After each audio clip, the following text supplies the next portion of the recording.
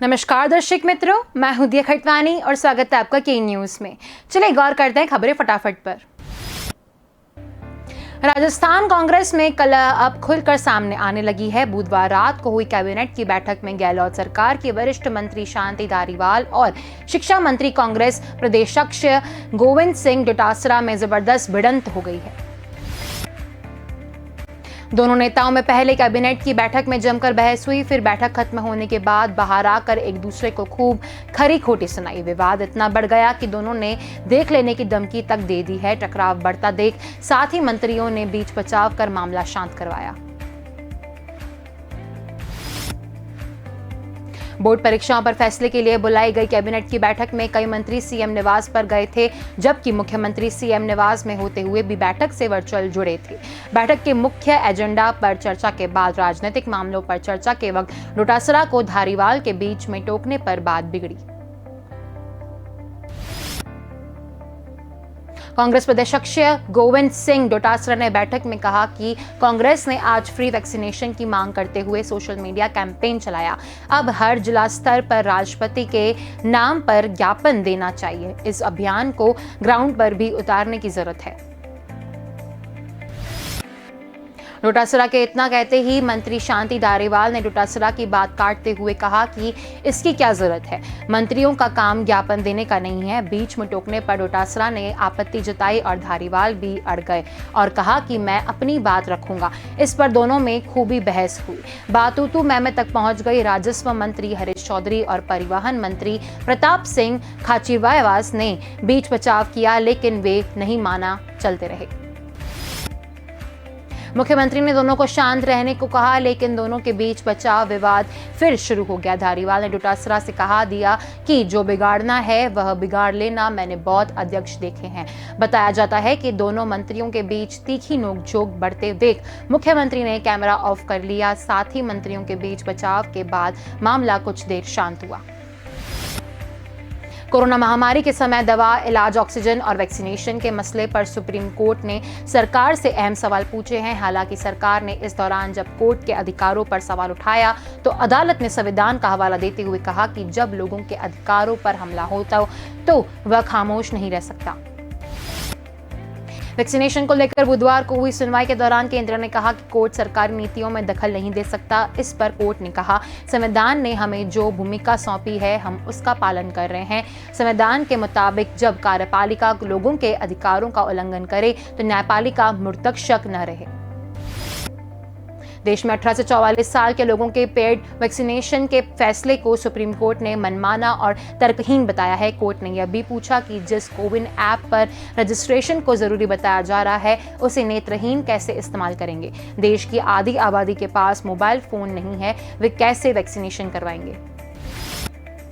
सरकार के फैसलों की न्यायिक समीक्षा की बात कहते हुए कोर्ट ने गुजरात मजदूर सभा बनाम गुजरात राज्य का उदाहरण भी दिया। कोर्ट ने कहा कि समय समय पर लोगों के अधिकारों का उल्लंघन करने संबंधी फैसलों पर न्यायपालिका हस्तक्षेप करती रहती है। इसके बाद कोर्ट ने कहा कि दुनिया भर में अदालतों ने महामारी की आड़ में मनमानी और तर्कविहीन नीतियों के खिलाफ एक्शन लिया है। Justice DY Chandrachud, justice LN. Rao और जस्टिस एस.आर. भट्ट की बेंच ने पूछा कि वैक्सीनेशन के लिए आपने 35,000 करोड़ का बजट रखा है, अब तक इसे कहां खर्च किया। कोर्ट ने केंद्र से वैक्सीन का हिसाब भी मांगा और ये भी पूछा कि ब्लैक फंगस इन्फेक्शन की दवा के लिए क्या कदम उठाए गए हैं। उत्तर प्रदेश के गोंडा जिले में मंगलवार देर रात बड़ा हादसा हो गया। यहां वंजरीगंज क्षेत्र के टिकरी गांव में सिलेंडर में ब्लास्ट से 2 मकान जमींदोज हो गए हैं। इनके मलबे में 4 लोग घायल हो गए हैं और 6 की मौत हो गई है। वहीं एक ने अस्पताल में दम तोड़ा। 8 मृतकों में 2 पुरुष, 2 महिलाएं और 4 बच्चे हैं। 6 गंभीर रूप से घायल हो गए हैं। उन्हें जिला अस्पताल में प्राथमिक उपचार के बाद लखनऊ के ट्रॉमा सेंटर रेफर किया गया है। मुख्यमंत्री योगी आदित्यनाथ ने हादसे पर दुख जाहिर किया है। उन्होंने अधिकारियों को तत्काल मौके पर पहुंचकर राहत और बचाव कार्य करने के निर्देश दिए हैं। साथ ही घटना की उच्च स्तरीय जांच के भी आदेश दिए गए हैं।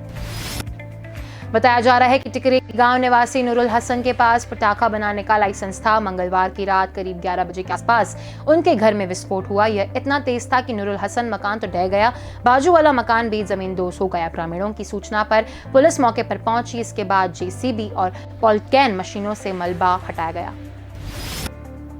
हादसे में घायल मोहम्मद हकीम ने बताया कि रात 11 बजे के आसपास खाना बना रहा था, तभी गैस सिलेंडर में विस्फोट हुआ। गैस सिलेंडर हाल ही में खरीद कर लाया गया था। इससे 2 मंजिला मकान ढह गया। पड़ोसी का भी मकान गिरा है। इसके बाद क्या हुआ मुझे नहीं मालूम। आईजी राकेश सिंह, एसपी संतोष कुमार मिश्र मौके पर कैंप कर रहे थे। विस्फोट के कारणों का पता लगाने के लिए फॉरेंसिक टीम को बुलाया गया है। एसपी ने बताया गया कि सिलेंडर विस्फोट से छत गिरना बताया गया है। अभी हमारी प्राथमिकता राहत व बचाव कार्य की है। जो भी तथ्य सामने आते हैं उस हिसाब से आगे की कार्रवाई की जाएगी। फिलहाल घटना की बारीकी से जांच की जा रही है। करोड़ों रुपए के पंजाब नेशनल बैंक घोटाले का आरोपी और भगोड़ा हीरा कारोबारी मेहुल चौकसी को लेकर डोमिनिका की कोर्ट में आज सुनवाई होनी है। कोर्ट फैसला करेगी कि उसे वापस एंटीगुआ भेजा जाए या भारत को कस्टडी में दिया जाए। इस बीच एंटीगुआ के प्रधानमंत्री गैस्टन ब्राउन की एक चिट्ठी सामने आई है, जिसमें कहा गया है कि मेहुल ने नागरिकता से संबंधित जानकारी छिपाई थी। चिट्ठी में कहा गया है कि मेहुल चौकसी ने तथ्यों को छुपाया और अपने मामले को गलत तरीके से पेश किया है। 14 अक्टूबर 2019 को लिखे खत में ब्राउन ने कहा कि मैं एंटीगुआ और बरबुडा नागरिकता अधिनियम कैब 22 की धारा 8 के मुताबिक एक आदेश देने का प्रस्ताव करता हूं, ताकि आपको सामग्री तथ्यों को जानबूझकर छिपाने के आधार पर एंटीगुआ और बरबुडा के नागरिकता से वंचित किया जा सके। मैं आपको एंटीगुआ और बारबुडा नागरिकता अधिनियम की धारा 10 के तहत जांच करने के आपके अधिकार को इस जांच में अपनी पसंद का कानूनी प्रतिनिधित्व प्राप्त करने के अधिकार की भी सलाह देता हूं। आपको इस नोटिस के प्राप्त होने के 1 महीने के भीतर जवाब देना होगा। डोमिनिका की जेल में कैद पीएनबी घोटाले के आरोपी मेहुल चौकसी की पत्नी प्रीति चौकसी ने अपने पति के ऊपर लगा रहे आरोपों को लेकर मीडिया से बातचीत की है। अब तक की मीडिया रिपोर्ट्स के मुताबिक प्रीति ने 3 सवालों के जवाब दिए हैं। पिछले 24 घंटे में देश में 1,33,048 लोगों की कोरोना रिपोर्ट पॉजिटिव आई है। इस दौरान 3,204 लोगों की संक्रमण की वजह से मौत हो गई है। राहत की बात यह रही है कि 2,31,277 संक्रमित ठीक भी हुए हैं। इस तरह एक्टिव केस यानी इलाज करा रहे मरीजों की संख्या में 1.1 लाख की कमी हुई है। मंगलवार को देश में अरुणाचल प्रदेश, मणिपुर और मिजोरम को छोड़कर बाकी सभी राज्यों को और केंद्र शासित प्रदेशों में नए संक्रमितों से ज्यादा संक्रमित ठीक हुए हैं। महाराष्ट्र में सबसे ज्यादा 35,949 लोगों ने कोरोना को मात दी। इसके अलावा तमिलनाडु में 31,683, कर्नाटक में 29,271 और केरल में 24,117 लोग रिकवर हुए हैं। सिंगल डोज वाली रूस की स्पुतनिक लाइट कोरोना वैक्सीन बुजुर्गों में करीब 83% तक प्रभावी पाई गई है। रसियन डायरेक्ट इन्वेस्टमेंट फंड ने बताया कि अर्जेंटीना के ब्यूनस आयर्स प्रांत के स्वास्थ्य मंत्रालय की ओर से जारी डेटा के मुताबिक स्पुतनिक लाइट बुजुर्गों में 78.6% से 83.7% तक प्रभावी पाई गई है। रूस के कोरोना वैक्सीन स्पुतनिक वी का नया वर्जन बताया जा रहा है। इस वैक्सीन को मई में भी मंजूरी दे दी जाएगी। उस समय RDIF ने इसे 2 खुराक वाली स्पुतनिक वी से बेहतर बताया है।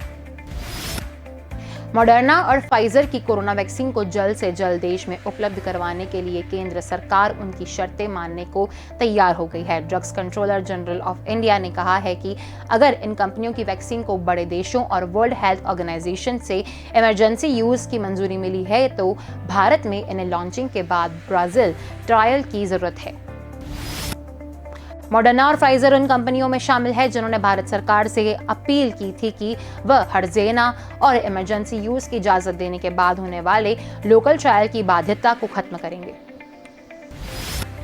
सरकार ने अभी वैक्सीन के इस्तेमाल के बाद होने वाले बड़े साइड इफेक्ट को लेकर हर्जाना या दबावदेही जैसी शर्त पर फैसला नहीं किया है। यह शर्त काफी बड़ा असर डालेगी, हालांकि इस पर भी फैसला जल्द लिया जाएगा।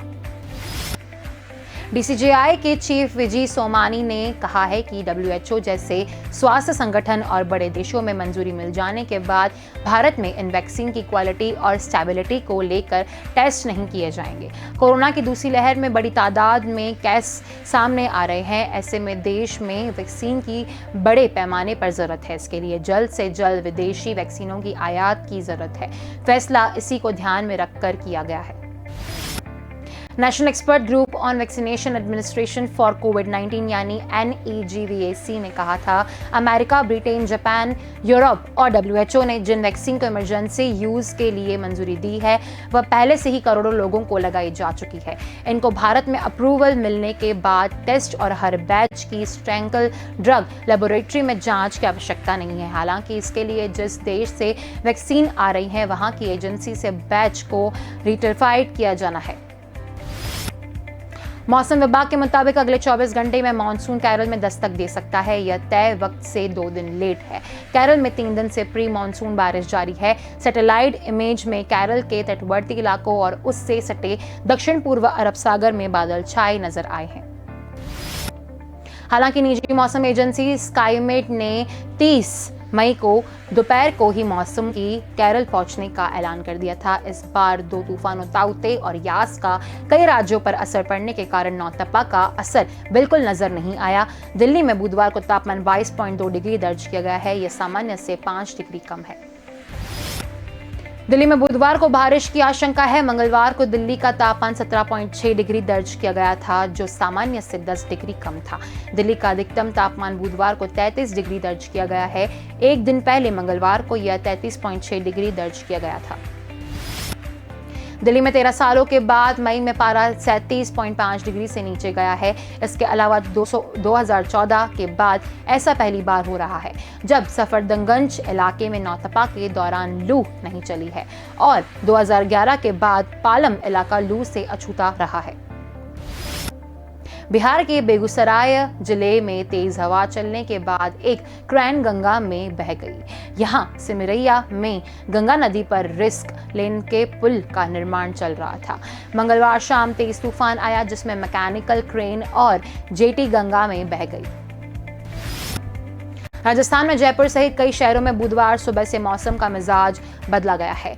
सुबह 5:30 बजे से तेज आंधी चलने लगी है। करीब 1 घंटे बाद मौसम ज्यादा खराब हो गया है। आसमान में काले बादल छाए हैं। इसके बाद गरज के साथ करीब 50 से 60 किलोमीटर की रफ्तार से हवाएं चली और बारिश हुई। आंधी से कई इलाकों में मकानों के छप्पर उड़ गए हैं और पेड़ गिर गए हैं। अगले 24 घंटे में जयपुर के अलावा चूरू, झुंझुनू, सीकर, धौसा, अलवर, करौली, भरतपुर जिलों में बारिश के साथ आंधी, ओलावृष्टि, धूल भरी आंधी, तेज हवा जैसे 40 से 50 किलोमीटर प्रति घंटे की चल सकती है। भारत में सबसे पहले पाए गए कोरोना वायरस के वेरिएंट को लेकर वर्ल्ड हेल्थ ऑर्गेनाइजेशन ने बड़ा बयान दिया है। WHO के मंगलवार को कहा है कि भारत में सबसे पहले पाए गए कोरोना वेरिएंट के एक स्ट्रेन की अब चिंता का विषय है, जबकि बाकी 2 स्ट्रेन का खतरा कम हो गया है। कोरोना के इस वेरिएंट को WHO ने B.1.617 या डेल्टा नाम दिया है। इसी की वजह से भारत में कोरोना की दूसरी लहर इतनी खतरनाक हुई थी। WHO ने कहा कि इसका बस एक सब लीजेनेस ही अब चिंता का विषय है, यानी B.1.617 वेरिएंट के 3 स्ट्रेन में से बस एक स्ट्रेन B.1.617.2 से ही ज्यादा खतरनाक है, जबकि दूसरा स्ट्रेन के संक्रमण का प्रसार अब कम हो गया है। पिछले महीने ही WHO ने कोरोना से इस वेरिएंट को वेरिएंट ऑफ कंसर्न यानी चिंताजनक वेरिएंट बताया था। पहले WHO ने कोरोना के नए variant of concern variant of interest का नाम दिया है। ग्रीक अल्फाबेट्स का इस्तेमाल करते हुए रखने की घोषणा की थी। इसके तहत सबसे पहले जो कोरोना वेरिएंट भारत में मिला उसे डेल्टा कहा जाएगा, जबकि इससे पहले मिले वर्जन को कप्पा कहा जाएगा।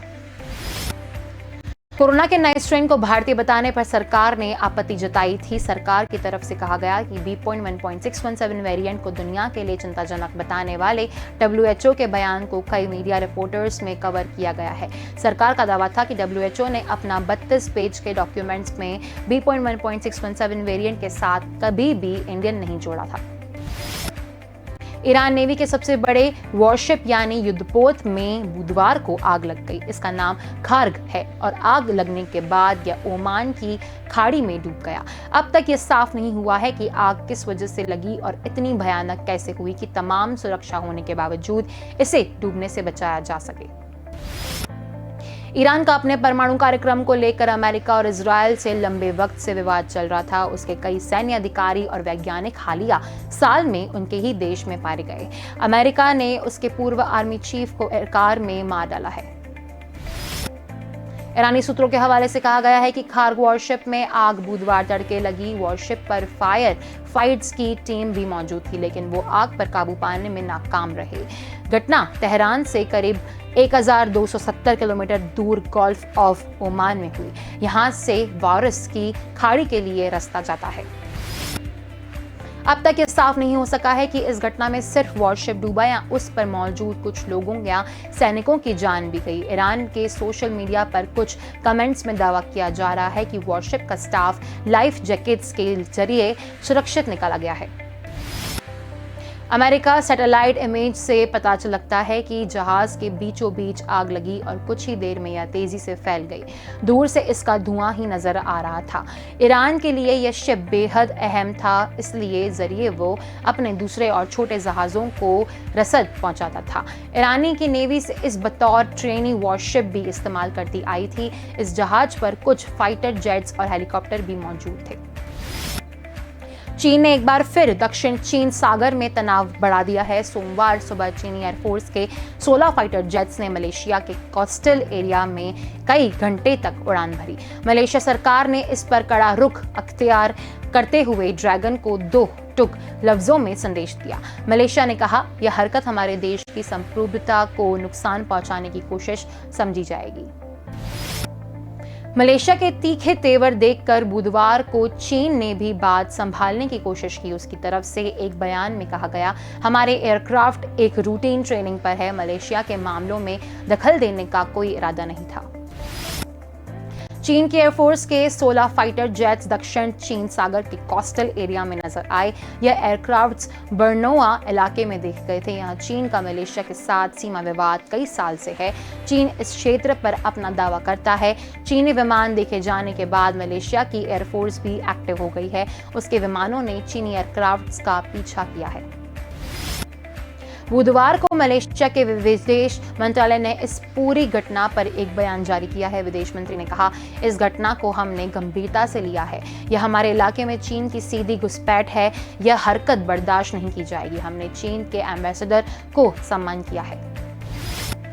राजधानी जयपुर में बुधवार अल सुबह से मौसम का मिजाज बदला है। सुबह 5:30 बजे से तेज आंधी चलने लगी है। इसके करीब 1 घंटे बाद मौसम और बिगड़ गया है। आसमान में काले बादल छा गए हैं, अंधेरा छा गया है। इसके बाद बिजली की भारी गड़गड़ाहट के साथ करीब 50 से 60 किलोमीटर की रफ्तार से तेज हवा चलने लगी है और फिर बारिश शुरू हो गई।